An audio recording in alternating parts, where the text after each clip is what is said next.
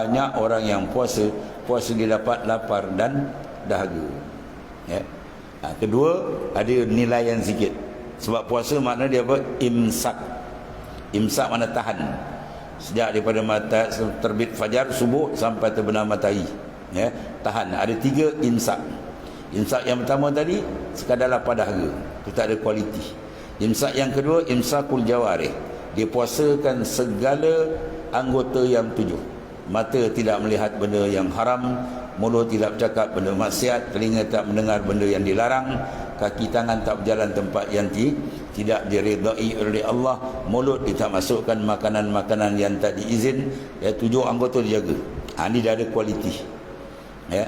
Dan puasa yang paling tinggi tadi imsakul qalbi. Dia tahan qalbi dia daripada berhadap kepada makhluk. Sentiasa turun nafas dia fi kulli lamhatin wa nafsin. Tiap-tiap nafas dia ma Allah. Itu yang Nabi sebut dalam anta mudallah ka annaka tara. Fa illam takun tara fa innahu yarak. Ya, itulah fa innahu yarak. Kita sedar bahawa annallaha yarak. Qalbi kita terasa. Ya, sentiasa kita dalam tilikan dan pandangan Allah. Adakah satu masa paling singkat 1 detik je, ya, kita terlepas daripada penglihatan Allah, daripada ilmu Tuhan, daripada pendengaran Tuhan, daripada takluk kudrat iradat Tuhan? Ada? Mana ada? Satu saat pun kita tak terlepas. Kita semua duduk dalam takluk iradah dia, taksis. Duduk dalam takluk kudrat dia, at-taksir. Duduk dalam takluk ilmu sama' basar, itu panggil takluk inkishaf. Ya, tak lepas tu. Kita sentiasa diperhati lihat oleh Allah. Rasa tak tuan Zahal Hadim? Ada rasa tidak? Terasa tak kebesarannya? Terasa tak keagungan dia? Terasa tak pentadbiran dia?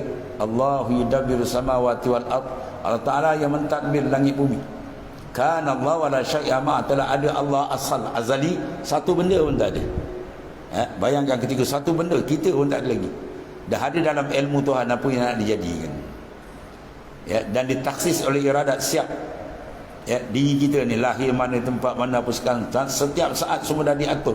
Rezeki kita semua siap diatur sampai kita mati dan menyeberang kita alam barzah, sampai semua dah ada dalam ilmu Tuhan. Kita belum ada lagi kan. Dalam taksis Tuhan semua dah siap semua tu. Kita pandang benda tu kembali asal. Jangan pandang yang dekat ni. Pandang dekat habislah kita nampak diri kita. Pandang yang dah siap, kertas kerja yang dah disiapkan. Tu